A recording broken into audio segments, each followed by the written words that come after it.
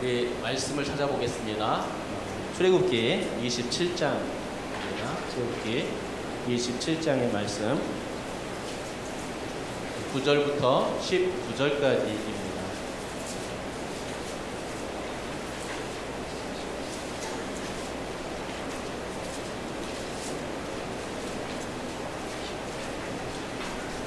출애굽기, 창세기 출애굽기죠. 출애굽기 27장 9절부터 19절까지의 말씀을 교독해서 읽도록 하겠습니다. 제가 먼저 읽습니다.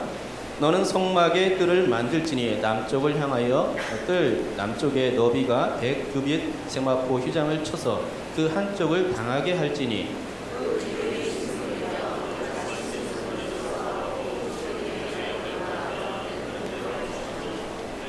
그 북쪽에도 너비가 100규빗의 포장을 치되 그 기둥이 수물이며 그 기둥의 받침 수물은 돛으로 하고 그 기둥의 갈고리와 가름대는 은으로 할지며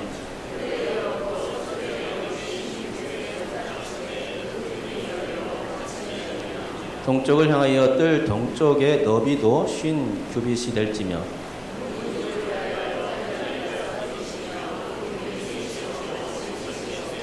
문 저쪽을 위하여도 포장이 15규빗이며 그 기둥이 셋이요 받침이 셋이며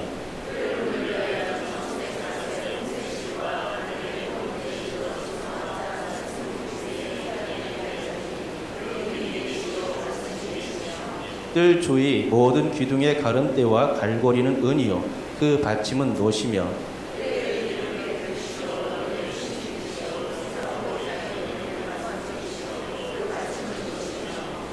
같이 읽겠습니다. 성막에서 쓰는 모든 기구와 그 말뚝과 뜰의 포장 말뚝을 다 놋으로 할지니라. 아멘. 오늘은 이제 성막을 배우는데요. 첫 시간입니다. 여러분 PPT 띄워주세요. 첫 시간인데 교재를 드렸어요. 그죠? 교재가 꽤나 두껍죠? 이제 교재를 열심히 갖고 다녀야 됩니다. 다음 주에 오시면은 혹시 안 가주실 분이 있을지 모르겠는데 그때는 그날 할 분량만 드리겠습니다. 혹시 못 받으신 분, 그때 못 받으신 분은 또 오늘 못 받으신 분 그때 또 나눠드리긴 하는데요. 새로 이렇게 계속 나눠줄 수가 없어요. 그렇죠? 네, 그러니까 가지고 다니셔야 될 겁니다. 성막에 대한 새로운 이해라고 제가 제목을 잡았고요. 제 1강입니다. 성막 전체의 모습에 대해서 생각해 보는데 특별히 오늘은 아까 말씀을 읽었듯이 울타리와 동문에 대해서 한번 살펴보는 시간을 가지도록 하겠습니다. 이게 이제 성막이죠. 이 성막하면 떠오르는 것이 있습니까? 어떤 게 떠오릅니까? 제사? 제사 떠오르죠. 예수 그리스도 떠오릅니까? 예, 예수 그리스도도 떠오를 겁니다. 그렇죠? 성막이 모형이니까, 그렇죠? 예. 또 뭐 기타 뭐 여러 가지 레위족석, 뭐 대제사장, 뭐 이런 세마포, 뭐 이런 것들 떠올릴 겁니다. 그렇죠? 자, 글씨 잘 보이십니까? 최대한 크게 한다고 했는데 안 되시는 분, 잘 안 보이시는 분은 교재 중심으로 많이 나가시고요. 교재가 칼라로 나오면 좋을 텐데 죄송합니다. 흑백으로 나와서요. 그걸 보강하기 위해서 오늘 PPT를 제가 사용합니다. 성막의 필요성인데요. 여러분 같이 한번 들어가는 말에 2번 있죠. 성막의 필요성. 우리 같이 한번 읽어보도록 하겠습니다. 읽겠습니다. 시작.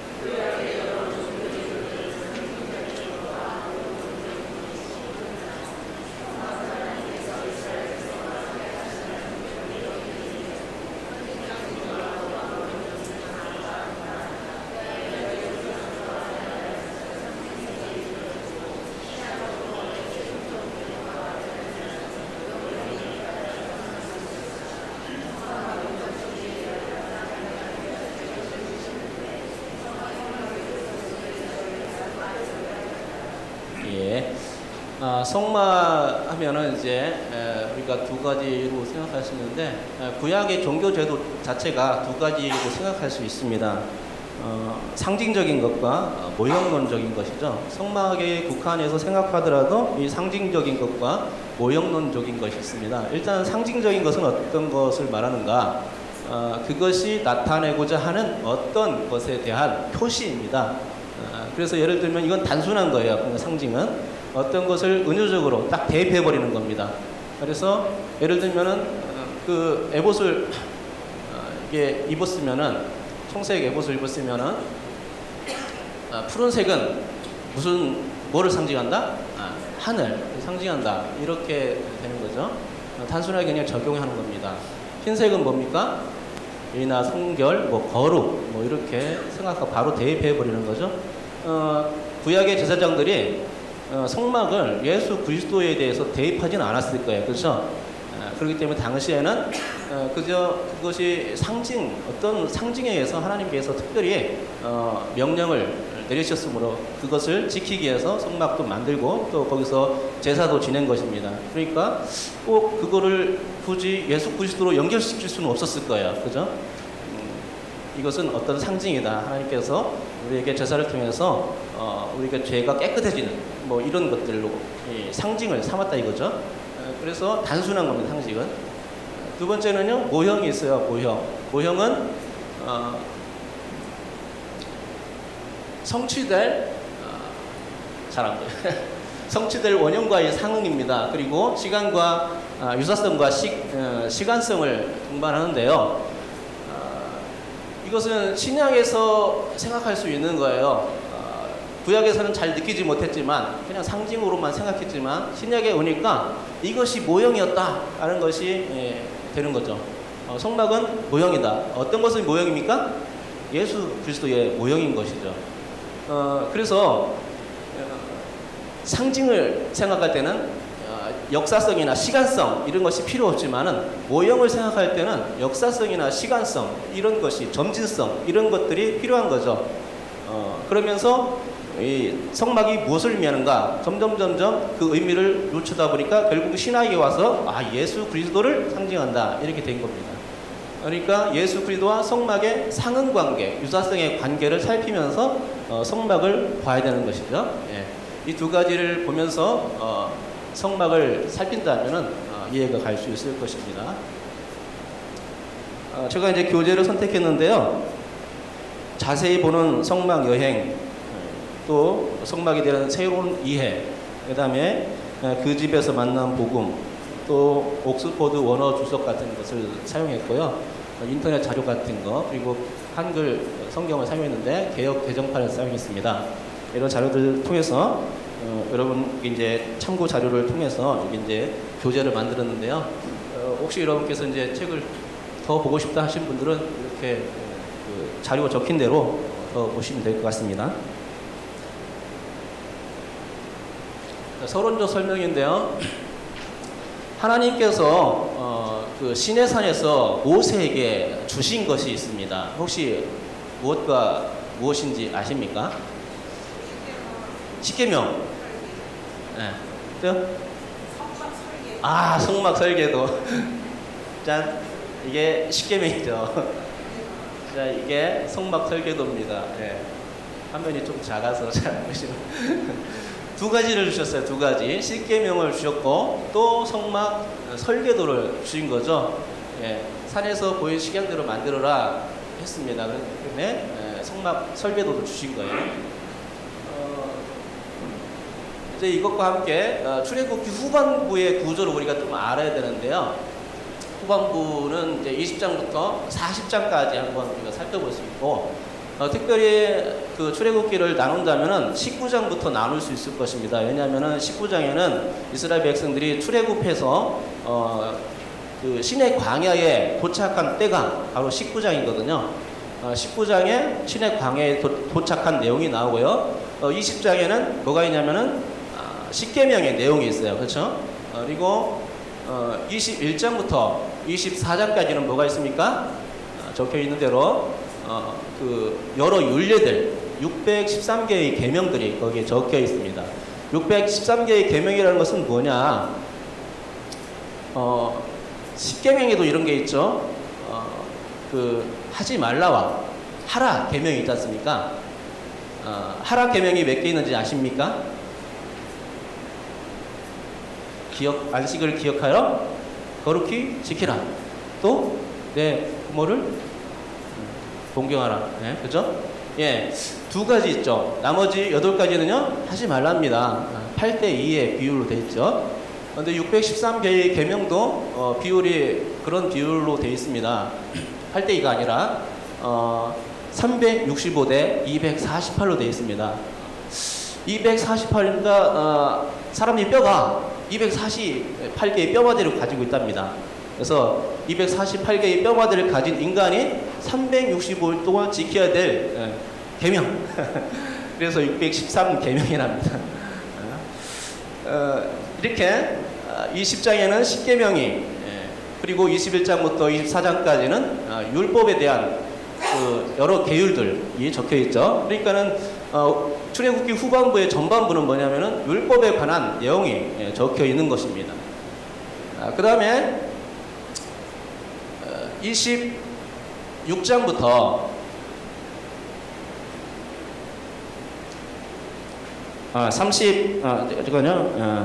25장부터 31장까지는 성막 설계도가 나옵니다.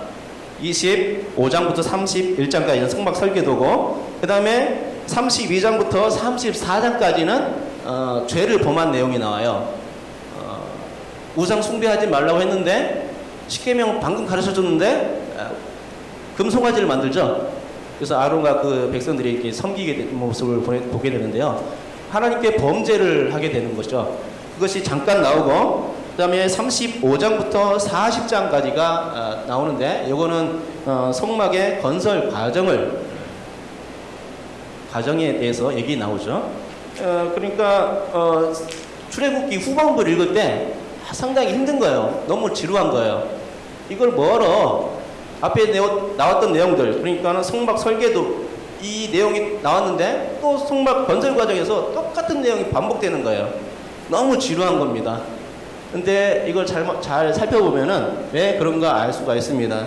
왜 그러냐면은 앞에 부분은요, 성막 설계도인데 그대로 지으라 라는 뜻입니다. 그대로 지으라, 이대로 지으라, 명령한 대로 지어라. 모세에게 말씀한 거죠. 성막 건설 과정은요, 어떤 거냐면은 그대로 지었다. 이겁니다. 명령대로 지었다 하는 것입니다. 그래서 성막 설계도 부분 25장 31장은 A가 되겠고, 성막 건설 과정은 A-가 되는 겁니다. 그죠? 그대로 지으라 대상만은 그대로 지었다입니다. 반복 기술한 이유가 바로 거기에 있습니다. 하나님의 말씀은 그대로 해야 되는 겁니다. 그렇죠? 자기 마음대로, 느낌대로, 생각대로 하면 안 되죠. 하나님께서 명령하신 것은 그대로 따르고 순종해야 되는 것이 맞습니다. 그래서 이걸 일부러 지루한데도 불구하고 반복 기술하고 있는 거예요.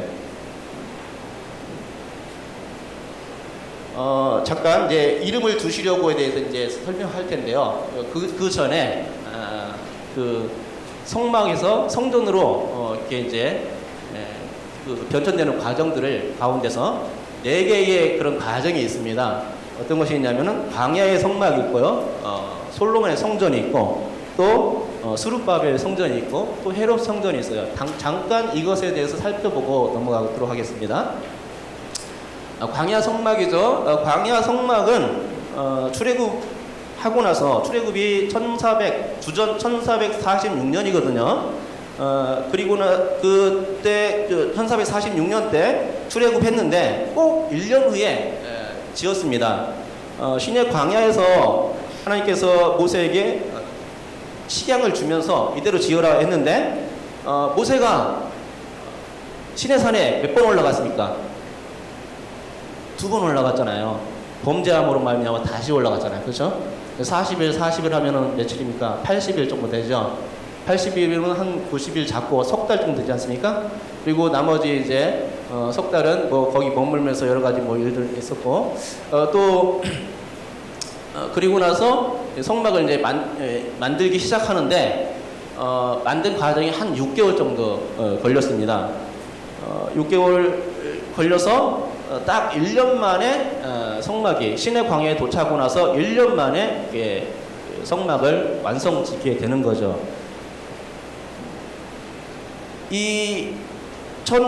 그러니까는 성막을 언제 다 지었느냐 했을 때에 1445년이라고 말씀드릴 수 있는데요. 왜 그러냐면은 열왕기상 6장 1절에 보면은 출애굽 이후 480년, 그러니까는 솔로몬 즉위 4년 2월에 솔로몬 성전을 지었다는 내용이 나옵니다. 그러니까는 그게 996년인데 주전 996년에서 480년을 뒤로 거꾸로 가게 되면 어떻게 나오냐면 1446년이 되는 거예요. 그런데 거기서부터 1년 후에 성막을 지었으니까 1445년에 성막을 지은 거죠. 완성한 겁니다. 이해가 되시죠? 근데 성막을 다 지었을 때 어떤 현상이 일어났냐? 우리 한번 이 말씀을 한번 찾아볼까요? 출애굽기 40장 34절과 35절 한번 찾아보겠습니다.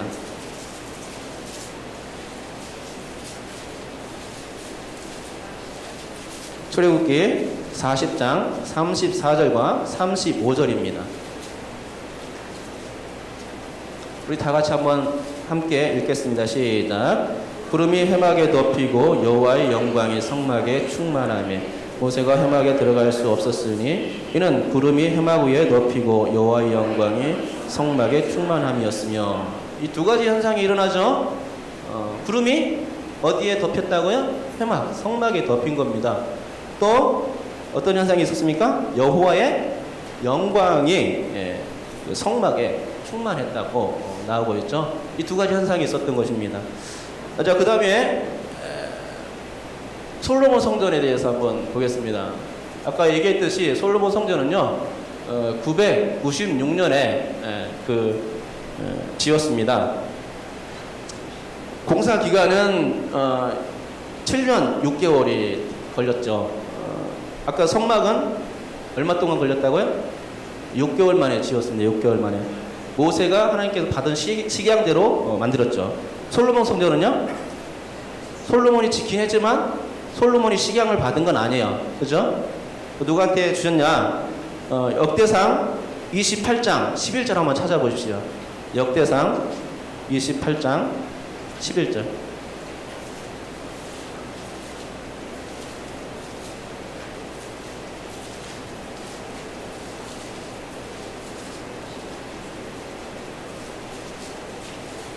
찾았습니까? 한번 읽어보세요. 다 같이 읽겠습니다. 시작.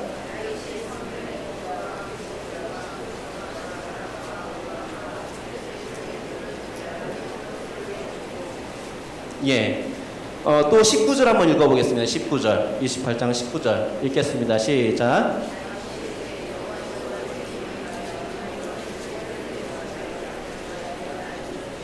거기에 어떤 내용이 나옵니까?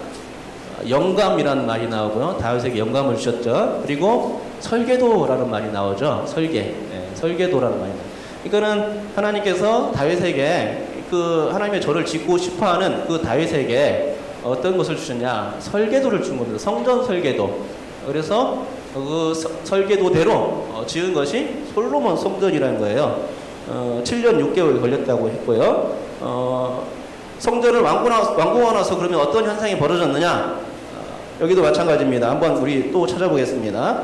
열왕기상 8장입니다. 열왕기상 8장 10절에서 11절.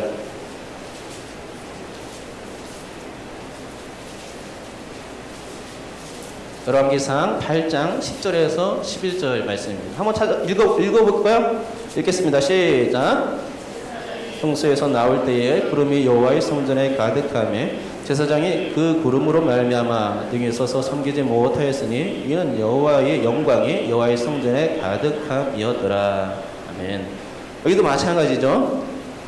구름과 여호와의 영광이 여호와의 성전에 가득했다라고 말씀하고 있는 것을 볼 수가 있습니다. 성막 지을 때도 그렇고 또 솔로몬 성전도 마찬가지로 그 구름과 여호와의 영광이 나타났던 것을 보게 되는 거죠. 그 다음에 이제 수룹바벨 성전을 한번 보겠습니다. 수룹바벨 성전. 수르바벨 성전은 고레스의 그 포로 귀환 칙령으로 이제 시작되죠. 주전 537년에 그 포로 귀환에서 고국으로 돌아왔습니다. 이 유대인들이 돌아와가지고 성전 재건축이 이제 그 1년 뒤에 이제 시작되었습니다. 주전 536년에 시작되었는데 이것은 수르바벨을 중심으로 해가지고 완공되었습니다. 스가랴서 한번 찾아보겠습니다. 스가랴서 4장 6절에서 9절입니다. 학개, 스가랴, 말라기 이렇게 끝나죠. 스가랴서 4장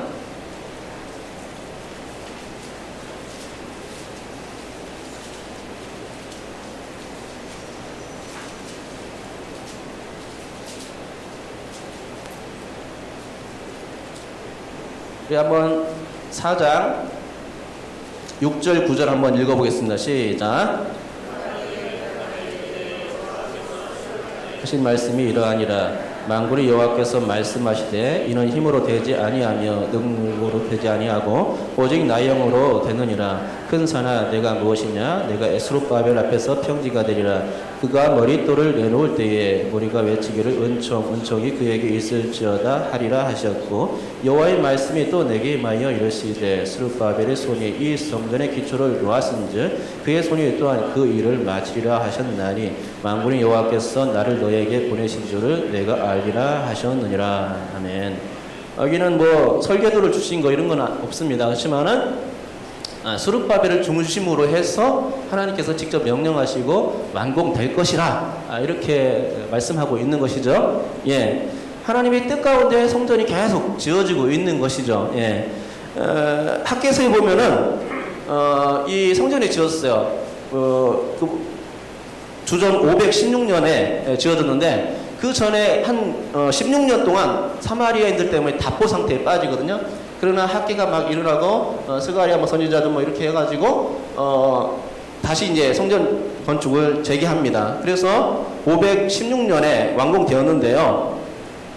완공하고 나서 굉장히 이 솔로몬 성전의 영광을 본 이스라엘 백성들이 너무나 만족하지 못하는 거야. 그때 하나님께 주신 말씀이 있습니다. 어떤 말씀이냐면은 학개서 2장 7절에서 9절 한번 찾아보겠습니다. 스가랴 바로 전 성경이죠. 학개서 2장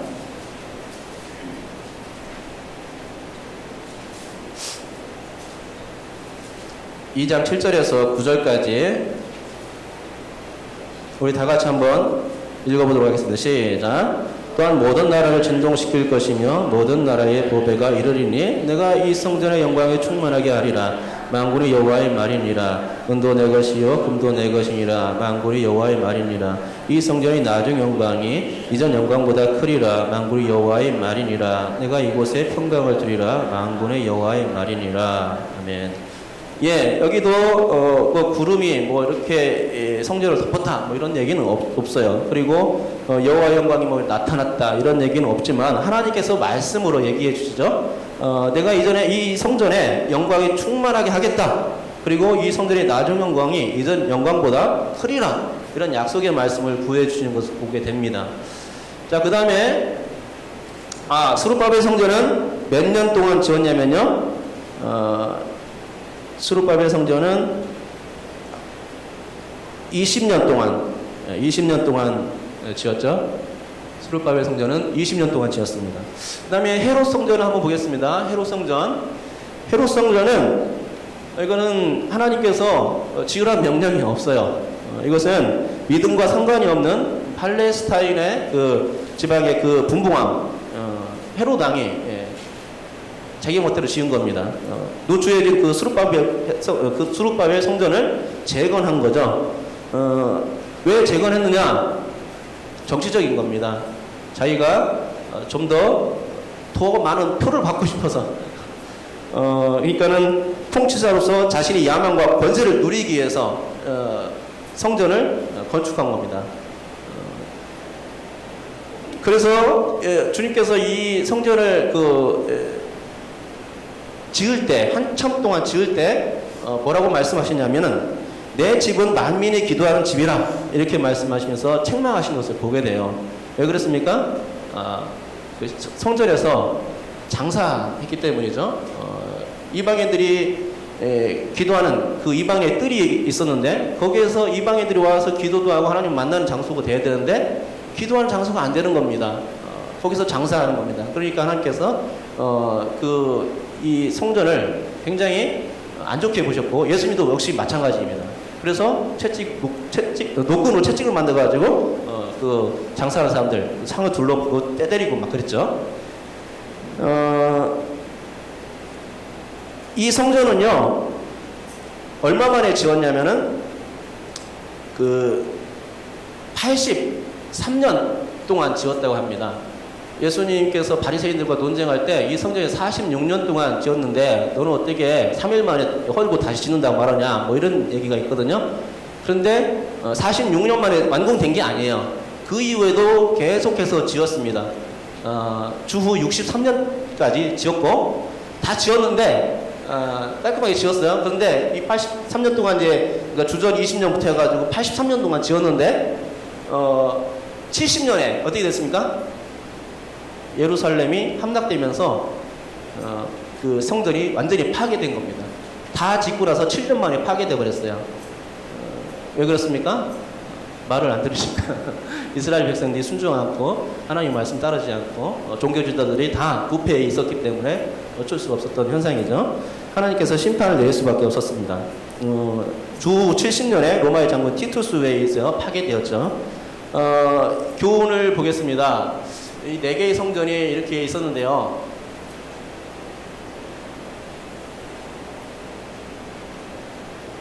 잠깐만요.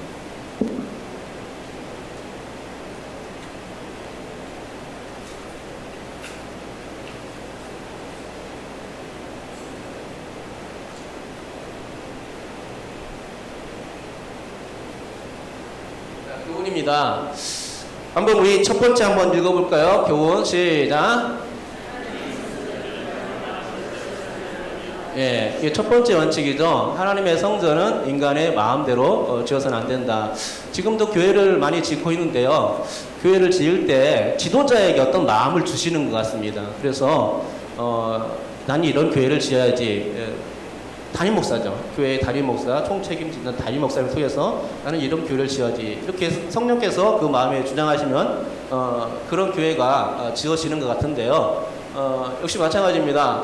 하나님께서 뜻하신 가운데 자신의 뜻 가운데 명령대로 지게끔 하시는 거죠. 하나님의 성전은 하나님의 뜻 가운데 지어져야 됩니다. 두 번째요. 읽겠습니다. 시작. 네, 그대로 또 같은 말인데요. 그대로 지어야 됩니다. 세 번째요. 헤롯처럼 인간의 야망이 그 속에 들어가면 안 된다는 것이죠. 네 번째 읽겠습니다. 시작.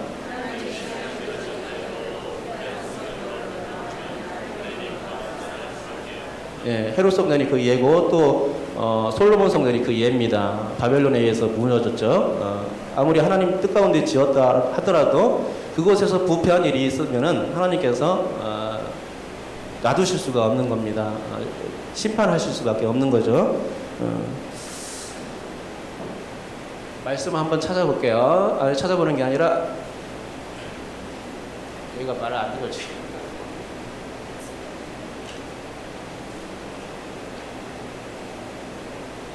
자, 우리 말씀 한번 읽어보겠습니다. 열왕기상 9장 3절입니다. 시작.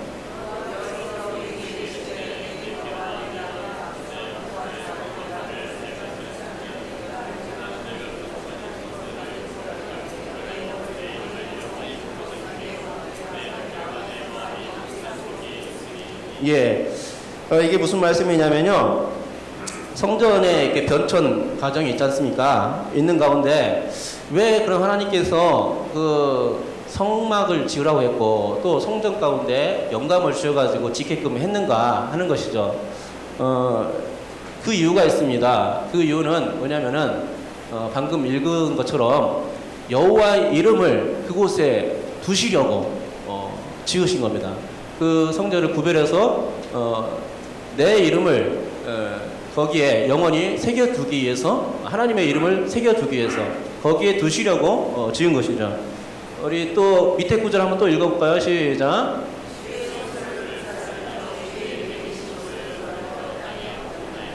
예, 주의 성소를 불사르며 주의 이름이 계신 곳 어디입니까? 바로 성막 성전이라는 것입니다. 하나님께서 성막 성전을 지으실 때 거기에 이름을 두시려고 지으신 겁니다.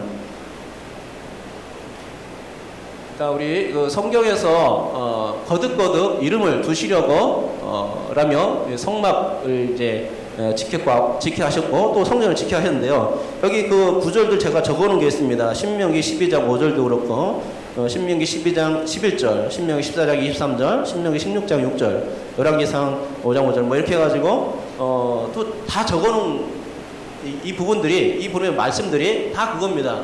거기에 이름을 두시려고 라면서 거듭거듭 말씀해 주시고 있는 거죠. 분명한 뜻이 성막 가운데 있었는데 그것이 뭐냐? 자신의 이름을 거기다 두고 싶어가지고 지었다는 것입니다. 그러니까 우리가 이렇게 교회 오지 않습니까?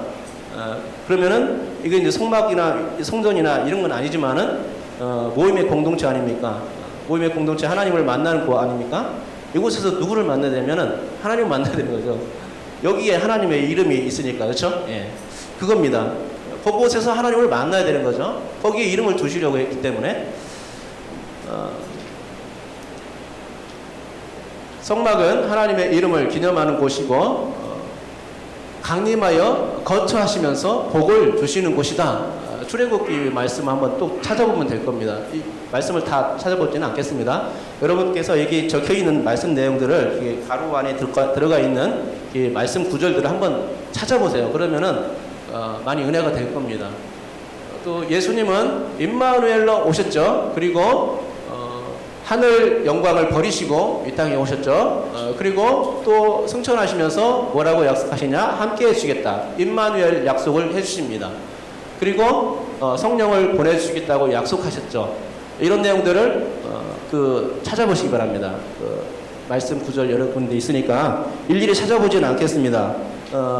하나님께서 그러면은 이렇게 우리에게 성막을 주시고 성전을 주신 이유가 거기다 이름을 주시려고 했는데 그러면은 하나님께서 이렇게 성막부터 해서 성전까지 그 역사적 변천을 거치는 과정 가운데서 어떻게 다가오셨는가 하는 것을 볼 수가 있어요. 그림으로 한번 표현을 한번 해보겠습니다. 점점 가까이 오신 하나님이에요. 처음에는요, 그 성막이 하늘 성전이었습니다. 이렇게 하늘 성전이었는데 두 번째는 어디로 왔죠? 산으로 왔어요. 신의 산으로 왔습니다. 신의 산에서 하나님 출애굽기 19장 보면 신의 산에 강림하셨다고 그죠? 하늘에 계신 하나님께서 신의 산에 강림하신 겁니다. 그리고 나서 뭐가 있었냐면은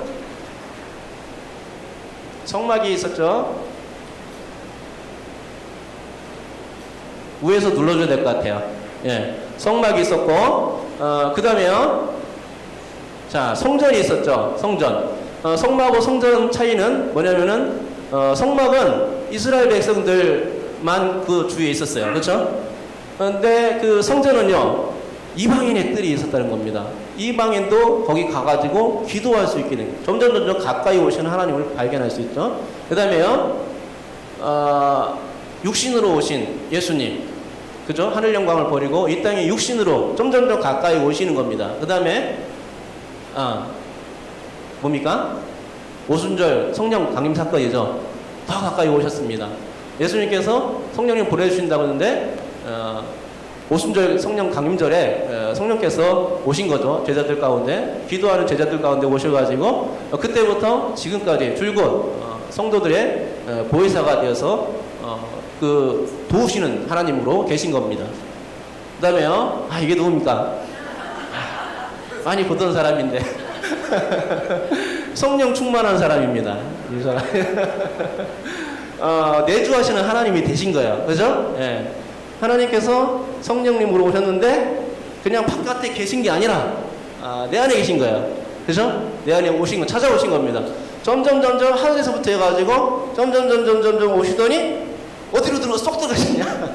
내 안으로 쏙 들어가셨습니다. 그래서 그 하나님께서 우리에게 그 가까이 오신 것을 무엇을 통해서 알 수 있느냐? 우리가 성령 충만한 것들 통해서 알 수가 있겠죠.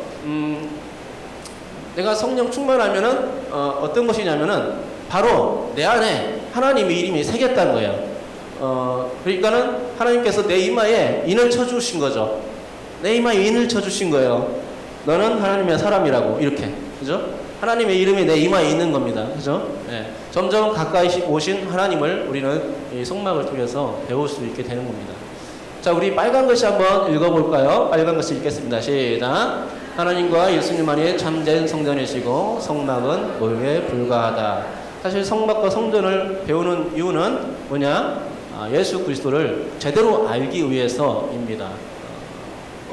그분이 어떤 분이시고 왜 오셨고 이런 것들을 배움으로써 우리가 영적으로 더 깨닫고 신앙이 진보가 있기를 위해서 배우는 것이죠.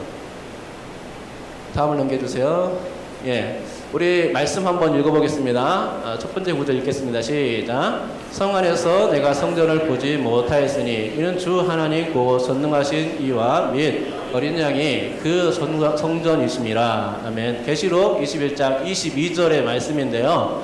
여기는 하나님과 예수님이 무엇으로 비유되고 있습니까?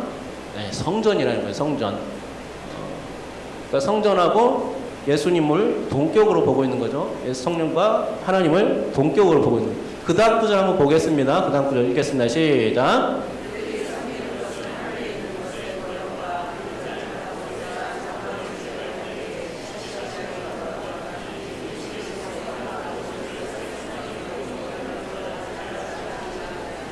네. 성막이 어디에서 빌려온 것이라고 말합니까? 하늘에 있는 것의 모형이라고 말하고 있죠. 하늘에 있는 것의 그림자라고 이렇게 말하고 있는 것을 보게 됩니다. 하늘에 있는 거예요. 그럼 하늘에 뭐가 있어요? 앞에 구절 읽었잖아요. 하나님과 예수님이 계신 거잖아요. 그렇죠? 모형과 그림자입니다. 그러니까 예수님과 성막과의 관계, 예수님과 성전과의 관계가 이렇게 나타나고 있는 것이죠. 모형과 그림자 뭐냐? 그것이 바로 구약의 성막, 성전이라는 것입니다. 그러니까 그것을 볼 때 우리는 무엇을 발견하냐? 바로 예수 그리스도를 발견하고 유추해낼 수 있는 것이죠. 그죠? 자, 이제 울타리 한번 들어가 보겠습니다. 울타리 말씀은 출애굽기 27장 9절에서 13절인데 우리 한번 읽어보겠습니다. 출애굽기 27장입니다.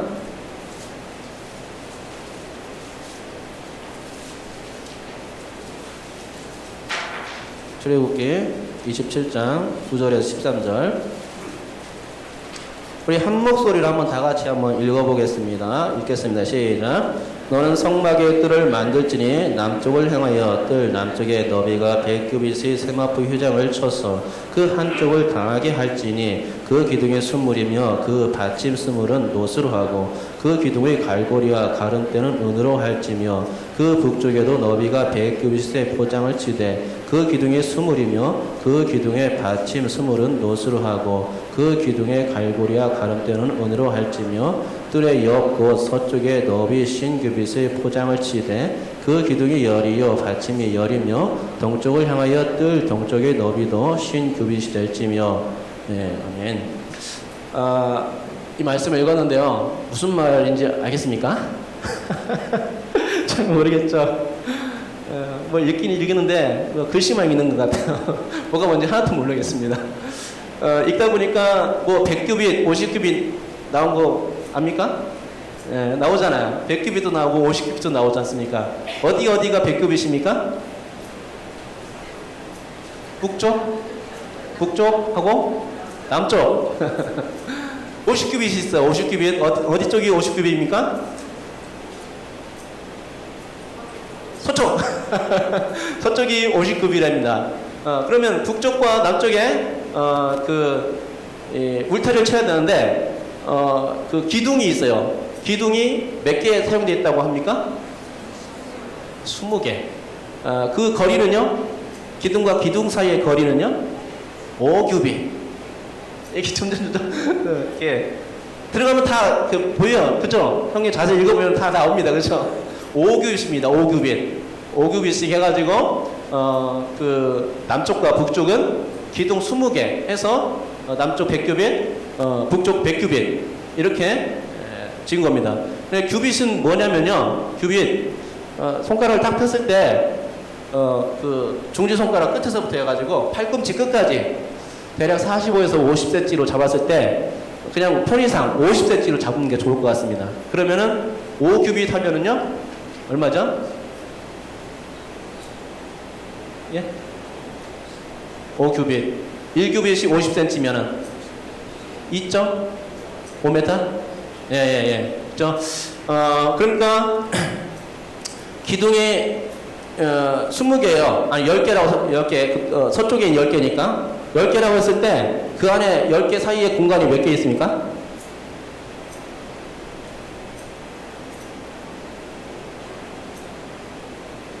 예? 공간이 몇 개 있어요? 9개 있잖아요. 9개. 근데 그 50cm씩 50cm씩 5개면은 2.5m잖아요. 2.5m씩 9개 하면은 10개 했을 때 얼마가 나오죠? 25m 나오잖아. 근데 9개밖에 안 되잖아요. 그래서 문제가 이따가 설명할게요. 예. 자, 예, 울타리는 이렇게 세마포천으로 또 돼 있습니다. 하얀 세마포천에 돼 있고, 남북으로는 100규빗이고, 서쪽으로는, 50규빗입니다. 그리고 동쪽으로 당연히 50규빗입니다. 일단 동문할 때 배울 겁니다. 기둥이 총, 그러니까, 남쪽, 북쪽 20개 하면 40개죠? 서쪽, 동쪽 하면은 10개 하면은 총 몇 개입니까? 기둥이 60개예요, 60개. 그죠? 10개, 20개. 기둥이 총 몇 개 사용됐다고요? 20개 사용됩니다, 20개. 20개로 기둥을 쫙 만들고, 그 다음에 세마포선으로 쫙 두른 겁니다. 둘러서, 다 박았어요. 그런데 한 곳만 터놨습니다. 동쪽 문이에요. 동쪽 문만 터놓고 나머지는 다 막아놨습니다. 아무 데로 못 들어가요. 그죠? 오직 이거는 예수님으로밖에 구원을 받지 못한다. 천하인간에 다른 이름을 준 적이 없다. 사방이 막혔는데 동쪽만 있거든요. 이게 동쪽문이 양해문인데 예수님께서 말씀하신 나는 양해문이니 이게 동문입니다.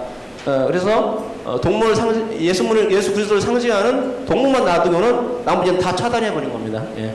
그래서 울타리를 이렇게 쳤죠. 거기에는 이제 기둥도 있고, 기둥은 어떻게 만들었냐면은 받침이 있고요. 받침은 노수로 만들었습니다. 그리고 갈고리, 가로대가 있고, 그리고 갈고리, 예, 가름대를 넣는 하고, 그 다음에 이렇게 이제 기둥을 줄로 해서 이렇게 잡아당겨서 말뚝을 박아야 되지 않습니까? 그렇죠? 그래서 고리가 필요한 거고요. 그죠? 갈고리. 가름대가 또 있었고, 가름대를 은으로 만들었습니다. 이렇게 이제 구조가 이렇게 되는 겁니다. 다음이요. 자, 또 눌러주세요. 자, 이게 그겁니다. 기둥이죠? 밑에 받침이 있고, 뒤에 뭔가 머리 부분이 있어요. 그죠? 또, 이렇게 이제 끈으로 이렇게 해가지고 말뚝을 박았습니다. 또 이렇게 이제 세마포천을 이제 친 거죠. 세마포천을 이렇게 해서 아니요, 넘기지 마세요. 자, 우리 에스겔서 42장 20절 한번 읽어보겠습니다. 시작.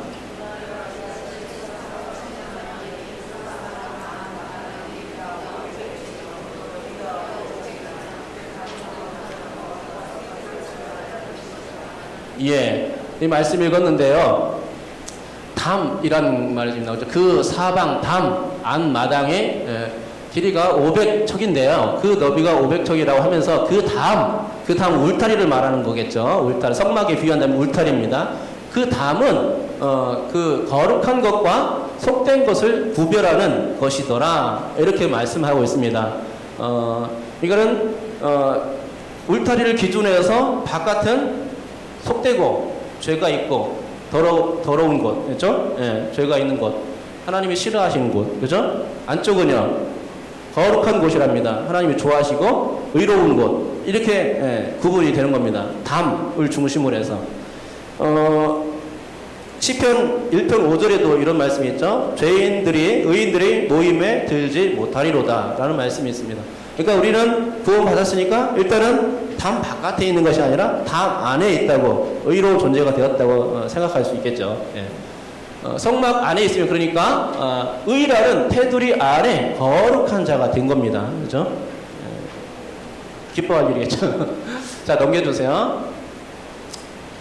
울타리 축조의 그런 의문점이 있는데요. 한 번씩 하나씩 살펴보겠습니다. 출애굽기 27장 9절에 27장에 펴있죠. 27장 9절에 보면은 당하게 할지니 라는 말씀이 있어요. 이 말은 뭐냐면은 당긴다 이런 말이 아니라 성경 읽을 때 알고 읽으면 좋을 것 같습니다. 그 한 면을 위하여 라는 뜻입니다. 그러니까는 남쪽 면이면 남쪽 면 한 면을 위하여 기둥 20개를 사용하고 그 길이는 100규빗을 해라 뭐 이런 한 면을 위하여 라는 뜻입니다. 그렇게 이해하시면 될 것 같고요. 출애굽기 27장 10절에서는요 기둥의 재료는 그 뭐냐면은 조각목입니다. 조각목은요 넘겨주세요. 예, 조각목은 중동 지역에서 나는 나무인데요. 시틴 나무입니다. 아카시아 나무인데 우리가 알고 있는 아카시아가 아닙니다. 봄에 냄새가 향기가 진동하는데요. 그런 아카시아가 아니라 중동 지역에서 나는 아카시아 나무입니다. 고대 근동에서 가장 비싼 나무 제목이었고요. 이집트에서는 거룩한 나무로 불려졌고 영생이나 불멸을 상징하는 그런 나무였습니다. 그래서 파라오의 관을 만들 때 이 나무가 쓰였다고 합니다. 그리고 벌레 먹기 힘들 만큼 단단한 재료, 이거는 비싸고 단단한 재료로 사용하신 것을 보게 됩니다. 그냥 값싸고 뭐 흐름한 무르고 이런 나무를 사용하지 않고 성막 찍을 때는 최고급 재료를 사용하신 것을 보게 됩니다. 넘겨주세요. 자, 이게 그겁니다. 또 넘겨주시고 가시 있는 거 보입니까? 이게입니다. 이게 똑바로 자라는 나무가 아니에요. 그러니까 성막 만들 때 얼마나 힘들었겠어요. 반드시 만들어서 이렇게 자꾸 깎고 다듬고 했어야 되니까 굉장히 저런 나무 가지고 이렇게 삐뚤삐뚤한 나무 가지고 반듯하게 만들려면은 굉장히 노력이 많이 필요하고 시간이 많이 필요했을 거라고 생각합니다. 넘겨주세요. 울타리의 축조의 문제점 또 보면은 의문점 보면은 출애굽기 27장 10절에 가름대가 뭐냐 아실 때 기둥들을 하나로 결합시켜 주는 가로대. 넘겨보세요. 보입니까? 위쪽에 이렇게 돼 있죠. 이렇게 돼 있죠. 네, 이게 가름대입니다. 가름대. 보통 성막 그림 보면은 이 가름대가 안 나오는데 여기서는 이 그림은 나와 있습니다. 위쪽에 이렇게 가름대가 가지고 지탱해 주게끔 만들어 놨죠. 그리고 출애굽기 27장 10절에 보면은 그 기둥이 근데 아까 제가 이문을 제기했지 않습니까? 그죠? 20개, 기둥이 20개면은 그 공간은 19개밖에 안 나와요. 그래서 규빗이 모자라요. 그죠? 5규빗이 모자란 거예요. 그러면 이걸 어떻게 해야 되냐? 그 다음 장에서 설명해 드릴게요. 자, 출애굽기 38장 17절에는 그 기둥머리 싸개라는 것이 있습니다. 여기 보면 나오죠? 위쪽에 이렇게. 우리나라 그 월요일날 거기 저기 부천 인천 가족공원 가니까 이 머리가 있더라고요. 비석머리. 비석머리는 비슷해. 그런 게 아니고 뭐 이게 이런 모양이 또 아닐 수도 있습니다. 이제 만들어 놓은 건데 여러 가지로 나올 수 있는데 여기서 이제 저런 모양이 나오는데요. 기둥의 머리를 기둥 머리 싸개라고 이제 성경에 나와 있습니다. 그러니까는 그렇게 아시면 되는데 출애굽기 27장 10절에 그러면은 왜 그렇게 95규빗밖에 안 나오는데 그러면 어떻게 만들었을까? 첫 번째는 가로대와 두 번째는 방향 설정에 의해서 그렇게 100규빗이 나오게 했습니다. 넘겨보세요. 넘기고 이게 이제 뭘 사용한 거냐면은 가로대 사용한 겁니다. 가로대. 보면은 위쪽에 이렇게 가로대가 있어요. 그렇죠? 보이죠? 예. 가로대 보입니까? 예. 이 가로대입니다. 가로대니까 여기 보면은 이 중간에 기둥이 있어요, 없어요? 코너에. 여기 반절, 이쪽에 반절해가지고 5규빗이 채워지기도 돼 있죠. 그래서 100규빗입니다. 여기도 이쪽도 좀 공간이 만들어지고 기둥이 가운데 딱 손에 박혀 있지 않습니다. 그렇죠? 공간이 좀 얘가 있어가지고 그것을 양쪽 부에 채웠을 때 그것이 5규빗이라는 얘기죠. 그래서 100규빗, 50규빗 이렇게. 그래서 이게 가로대 받고 두 번째는 한 번 더 넘겨주시고요. 한 번 더 넘겨주시고요. 방향입니다. 방향. 이게 아닐 수도 있다는 얘기죠. 그러면은 이게 아니면 뭐냐? 이겁니다. 여기서부터 하나, 둘, 셋, 넷, 다, 열, 열, 아홉, 열, 20개. 이게 20개죠? 남쪽 20개죠? 20개면은 여기까지 20개를 이쪽 방향으로 해요. 그리고 나서 이 코너에서 이쪽 방향을 하는 게 아니라 이쪽 방향을 보게 해가지고 5규빗을 만드는 거죠. 이해됐습니까? 예, 그러면은 여기서부터 이 끝에서부터 여기까지 100규빗이 나온 겁니다. 그죠? 모자란 5규빗이 보충되는 겁니다. 그리고 이쪽에서 이쪽까지 해가지고 10개를 세운 다음에 저 5규빗 비껴난 상태에서 방향을 바꿔가지고 기둥을 세운 다음에 하면은 또 50규빗 나오고 또 100규빗 나올 거 아닙니까? 그죠? 그렇게 해서 50규빗, 100규빗을 그러니까 두 가지 방법이 있을 것 같습니다. 어떤 건지 잘 모르겠습니다. 실물을 안 봐서요. 네. 자, 그 다음에 보겠습니다. 자, 이제 동문 보겠습니다. 동문. 이게 동문입니다. 성막에서 하나밖에 없는 바깥문이죠. 여기로 이제 들어가는데요. 넘겨주세요. 성막에는 오직 하나의 문이 동문에 있고, 이를 동문이라 한다.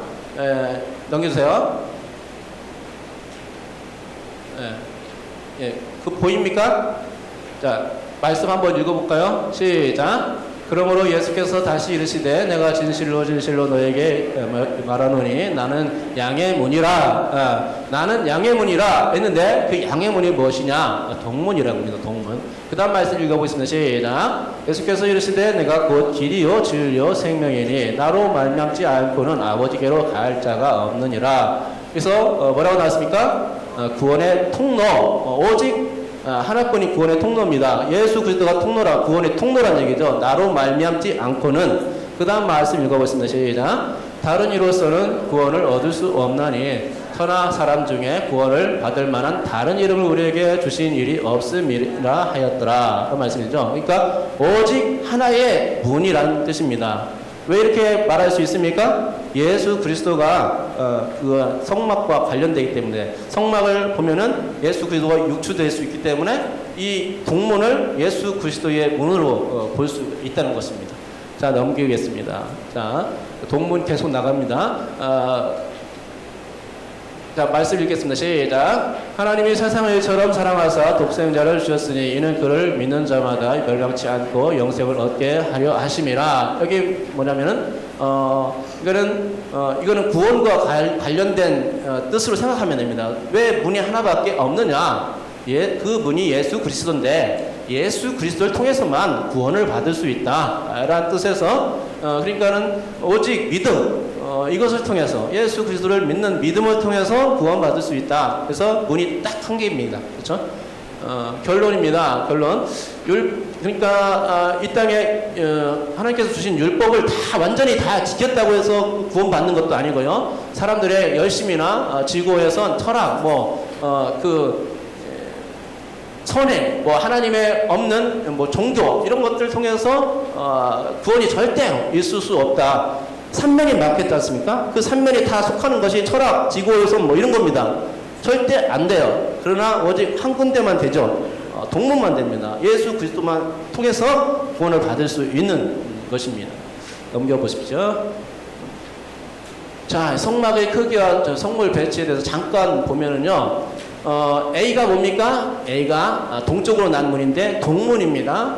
거기 넘어가서 뭐가 있습니다? 첫 번째로 있는 것이 뭐냐면은 B가 뭐냐면은 번제단입니다. 그 다음에 번제단을 지나쳐서 가면은 C가 나와요. C는 물두멍입니다. 그 다음에 C를 거치면은 이제 성소와 지성소가 이제 하나로 된 건물이 나타나는데 거기에 이제 첫 번째 문을 열고 들어가면은 성소가 나옵니다. 성소가 나오는데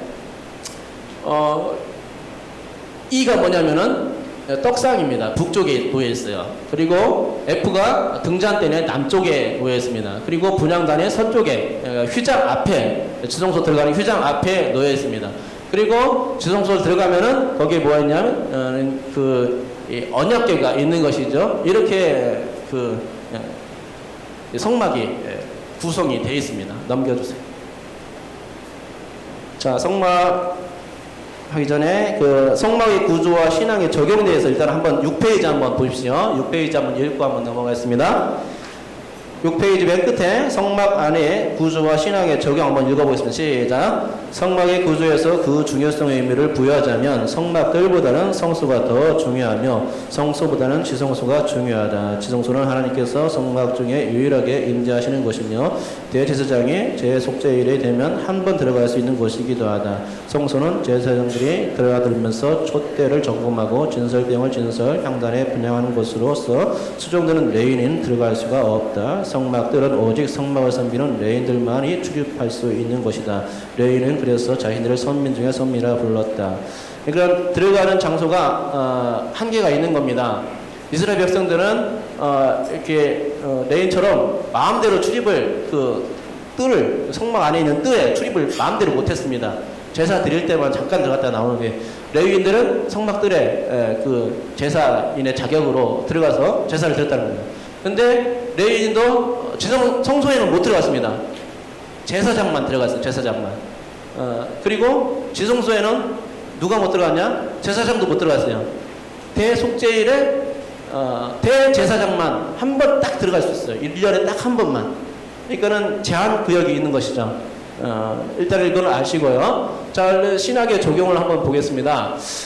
신학에 적용하면은 믿음은 동물지나 지성소를 향하는 과정이다. 이런 것을 우리가 캐치해야 되겠습니다. 그러니까는 지성소를 향하는 과정인데 그 과정을 향해서는 일단은 울타리를 넘어가야 돼요. 의라는 울타리, 거룩한 것과 속된 것에 구분짓는 울타리를 넘어가야 돼요. 거기는 동물을 지어야 되는데 예수 그리스도를 섬겨야 됩니다. 그 다음에 번제단과 물등을 통해서 모든 죄가 속죄되고 예수 그리스도의 피죠. 속죄되고 그 다음에 성소로 들어갑니다. 성소로 들어가고 거기서 거룩한 제사장들이 제사를 드리는 곳입니다. 그죠? 거룩한 곳이죠. 근데 더 거룩한 곳이 있어요. 하나님 임재하시는 곳, 지성소입니다. 그러니까 우리가 이 신앙을 가질 때 처음에 예수 그리스도를 모르는 상태에서부터 시작해가지고 예수 그리스도를 알므로 시작해서 그때부터 점진점적으로 신앙이 성장해 가는 것이죠. 어디까지 성장해야 되냐? 지성소까지 성장해 돼야 된다는 것입니다. 그렇죠? 그래서 이것을 어떤 거로 표현할 수 있냐면 의화, 성화, 영화로 표현할 수 있습니다. 의화는 현재 수동 분사형이고 이미 형벌에서 구원해졌음 이겁니다. 성화는 지금 현재의 상태죠. 죄들의 권세에서 현재 구해지고 있는 지금 우리의 상태입니다. 그리고 영화, 이거는 미래적인 것인데 죄의 존재로부터 미래에 구해질 것, 완전히 우리가 구원받는 상태, 죽음 너머의 일이죠. 재림해서 예수께서 재림해서 그 이후에 완전한 구원의 완성 때 또 될 수 있을 것입니다. 그래서 파란 글씨 한번 읽어보겠습니다. 시작. 하나님에 계신 지성소로의 거룩한 삶을 추구하자라는 것입니다. 그러니까는 겉핥기 신앙이 있고 또 연근 신앙이 있는 것입니다. 그렇죠? 여기 수요 예배 나오시는 분들은 성경 공부를 하러 오신 분들은 다 연근 신앙인 것 같아요. 다음 주에도 꼭 나오십시오. 다음 주는 또 다른 내용으로 또 하니까 성경 어렵게 생각하면은 어려운데요. 제가 쉽게 가르쳐 드릴게요. 신앙적으로 가르쳐 드릴 테니까 조금 빼놓지 마시고 오시면 좋을 것 같습니다. 넘겨보십시오. 자, 참된 믿음의 사람은 극히 드물다 하는 것입니다. 자, 넘겨보시고. 자, 성막, 하나씩 넘겨주세요. 성막, 전체 성막에서의 성소와 지성소의 면적이 어떻게 되는지 아십니까? 전체 성막, 그러니까 뜰까지 다 포함했을 때 뜰은 94%가 되고 성소가 4%, 지성소가 2%밖에 차지를 안 한다는 얘기입니다. 그러니까는 진짜 알맹이 신앙은 몇 사람 없다 이렇게 생각할 수도 있을 것입니다. 그렇죠? 명목상에 그러니까 그리스도인, 그러니까는 실제적으로 교회를 움직이는 힘이 누가 있느냐 했을 때 80%는 아니라고 합니다. 20%가 교회를 움직인대요. 그런 걸 보면은 이 성막 지성소와 성소의 크기와 전체 뜰에 대비해서 지성소와 성소의 크기가 비례되는 것이 아닌가 하는 생각을 한번 해보는 거죠. 또 넘겨보세요. 예. 자, 하루 24시간 중에서 우리는 몇 시간을 떼어놓고 하나님과 만나는 지성소에 들어갑니까? 여러분들 시간 떼어놓고 하나님과 교제합니까? 기도합니까? 24시간 중에서 최소한 6%는 떼어놔야 되지 않겠습니까? 그러면은 6%가 몇 분이냐? 30분이란 겁니다. 30분 정도만 투자하십시오. 그러면은 거룩한 삶을 누릴 수 있을 줄 믿습니다. 오늘 성막을 배웠는데 한 주간 이 그 성막 교제를 보면서 여러분들이 그 묵상하고 또 신앙에 도움을 받을 수 있었으면 합니다. 그 다음에 넘겨서 보시면은 한 번 더 나오네요. 그러니까 한번 마지막 말씀 두 말씀 한번 읽어보겠습니다. 시작. 하나님의 말씀과 기도로 거룩하여짐이라. 이 모든 일에 전심전력하여 너의 성숙함을 모든 사람에게 나타나게 하라. 내가 내 자신과 가르침을 삶과 이 일을 계속하라. 이것을 행함으로 내 자신과 내게 듣는 자를 구원하리라. 아멘. 이 말씀이 있는데 이거 디모데에게 주신 그 바울의 그 메시지입니다. 점점 이 신앙에 점진이 나타나야 되는 거죠. 우리가 이 성막을 배워가면서 예수 그리스도까지 장성한 분량에까지 예수 그리스도에까지 자라갈 수 있어야 되겠습니다. 그 다음에는요 문제와 답이 나오는데요. 이것은요 여러분께서 풀어오시기 바랍니다. 그러면은 다음 주 시작하면서 문제와 답을 잠깐 점검하고 또 이제 공부를 하도록 하겠습니다.